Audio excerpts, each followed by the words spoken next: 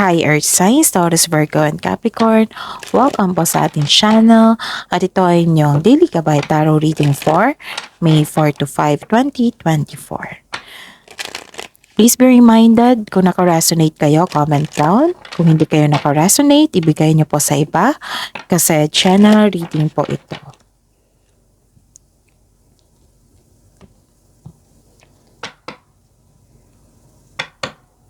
Gamitin ang reading na ito bilang gabay lamang. Balik po kayo dito bukas para sa ating Daily Gabay Tarot Reading. Please like, subscribe, and click bell button for notification para updated po kayo sa Daily Tarot Reading natin. Para po sa gusto magpa-reading, maaari niyo po makuha ang link. Nasa description box po ito. Message nyo lang po ako sa Messenger. Maraming salamat po.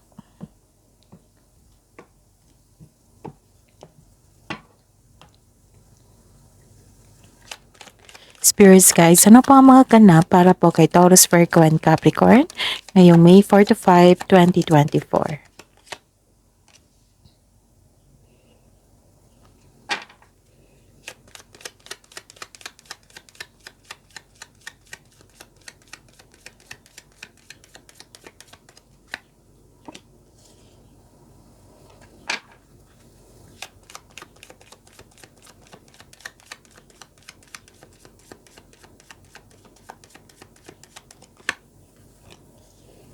Okay.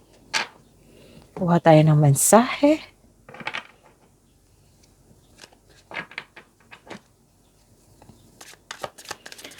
Spirits guys, another message po para kay Taurus, Virgo, and Capricorn.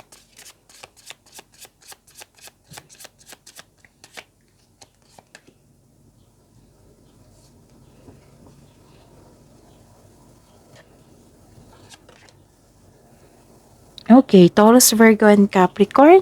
May nakita ko dito na may kausap kang lalaki. It might be malaki ang kanyang influence sa araw nito, May 4 to 5, 2024. Maaring ito yung magbigay na tulong sa inyo ng peace of mind. Pwede din na magbigay ng sakit ng ulo sa inyo. Pero may nakita talaga ako dito na hope and healing and blessings po.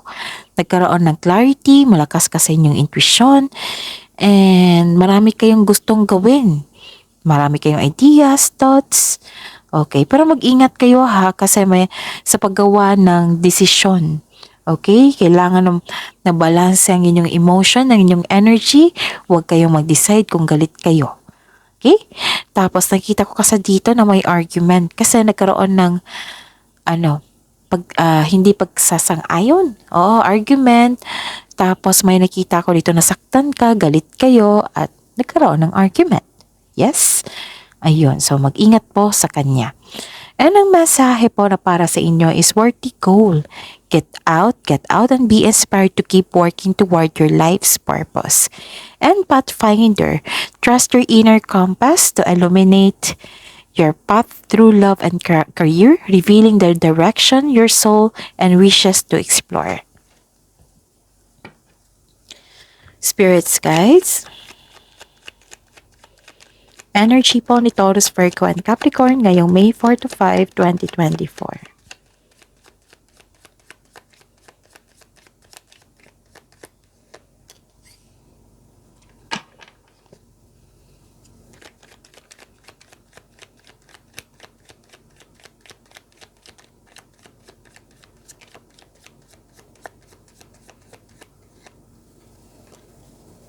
Okay.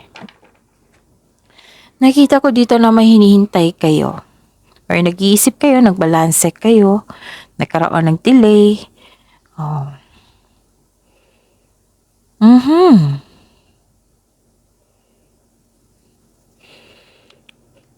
So, Taurus, Virgo, and Capricorn. May nakita ko dito na blockages, may taong nagselos or insecure. Pwedeng ikaw ito or siya. Hindi pinapakita ang kanyang true self. Pwedeng siya ha, or pwedeng ikaw. Hindi pinapakita yung totoong naramdaman mo. Kaya mag-ingat po kayo. Mag-ingat po kayo sa taong ito. Nakaramdam din kayo ng insecurity o di kaya wala kayong time sa inyo sarili? Kaya ang sabi po ng card dito na take time to pamper yourself. Bigyan ng oras ang sarili. So, pasensya na po sa boses ko ngayon ha, para kasi may ubo po ako. Okay? Pero, I'm trying my very best para klarong-klaro na may makuha kayong gabay sa araw na ito. Okay? Ayun. May hinihintay kayo dito. Waiting for someone? Pwede. Waiting for the results? Pwede din. May sacrifice ako nakita dito and may hesitation din. Yes. May parating na pagsasakripisyo o pagsusuko. Bagamat ihanda ang sarili kung karapat-dapat ba ito. Nag-iisip ka dito na pero hindi gumagalaw. Nagkaroon ng delay nga. Pag-aantay. So, invest your time wisely while waiting. So, ayun. So, take time to reflect and surrender to the present moment as fully as you can kung sa nakaraan ito. So, bitawan niyo po yung nakaraan. Basta naghihintay kayo dito. Pwede din naghahanap kayo ng timing. Ganon. Pwede din. And by the way, Taurus, Virgo, and Capricorn, sa mga suki ko dito, open na po yung schedule natin for May 2024 monthly gabay tarot reading. So, PM nyo po ako para sa schedule. And sa mga bago dito na gusto mag-personal reading, nakita nyo yung video na ito. Di ba may title dyan na May 4 to 5, Taurus, Virgo, and Capricorn Daily Gabay. Sa baba po niyan, may nakapost na link. I-click nyo para ma-message na po ako for inquiry and for booking. Spirit's Guide. Career and money po ni Taurus, Virgo, and Capricorn ngayong May 4 to 5, 2024.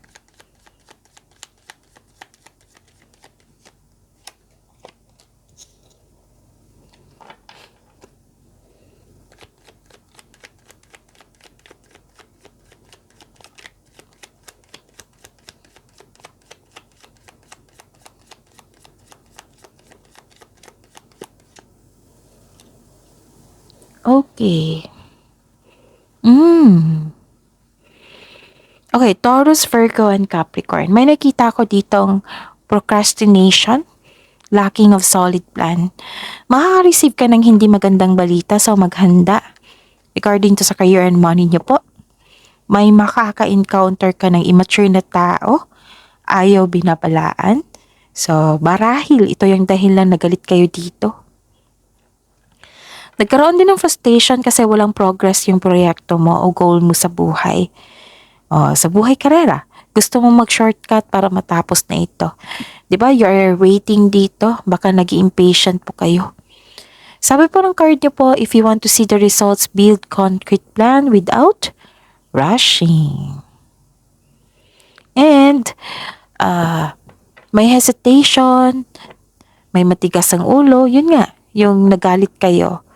Tapos, may very obsessive dito. It might be you, it might be yung immature na tao. Nawalan kayo ng gana sa kanya. Nagkaroon din ng delay, nag-impatient po kayo. Nagkaroon ng hesitation to take in action. Nagkaroon ng unhealthy connection sa inyong kasamahan dyan or sa isang trabaho.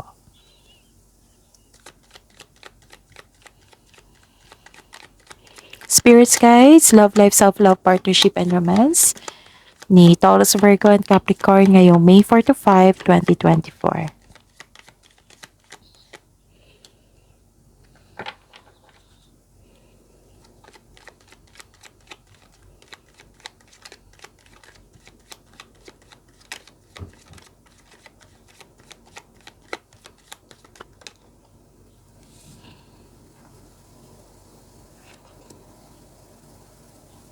Okay.